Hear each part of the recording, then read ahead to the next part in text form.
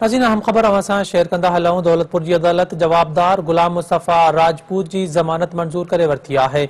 Doctor Parveen Rind फैसले के challenge कंदे डिस्ट्रिक्ट एंड सेशन जज की अदालत में दरख्वास्त दाख़िल कराए छॾी आहे। परवीन रिंद तरफ़ां सिंध टीवी के ब्यूरो चीफ ज़ुल्फ़कार ख़ासकेली ते हमले की मज़म्मत पिण कई वई आहे। परवीन रिंद जो चवण हो तो ज़ुल्फ़कार ख़ासकेली बहादुर सहाफ़ी आहे।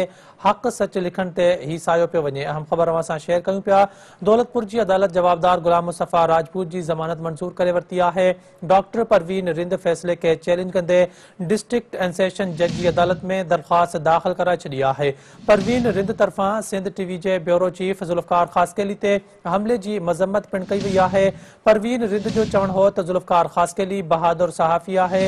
हक़ सच लिखण ते ही सायो पियो वञे। अवां खे अपडेट कंदा हलूं अहम ख़बर के हवाले से। दौलतपुर की अदालत जवाबदार गुलाम मुस्तफ़ा राजपूत की ज़मानत मंजूर करे वरिती आहे।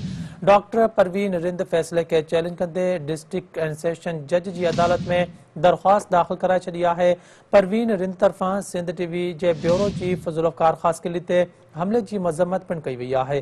परवीन रिंद जो चवण हो तो ज़ुल्फ़कार ख़ासकेली बहादुर सहाफ़ी आहे। हक़ ऐं सच लिखण ते ही सायो पियो वञे।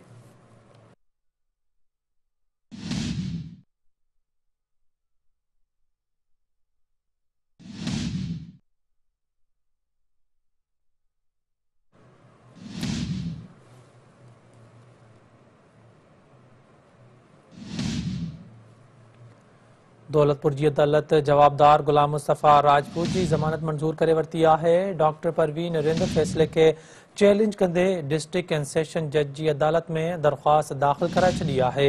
परवीन रिंद तरफ़ां सिंध टीवी के ब्यूरो चीफ ज़ुल्फ़कार ख़ासकेली ते हमले की मज़म्मत पिण कई वई आहे।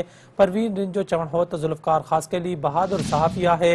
हक़ सच लिखण ते ही सायो पियो वञे।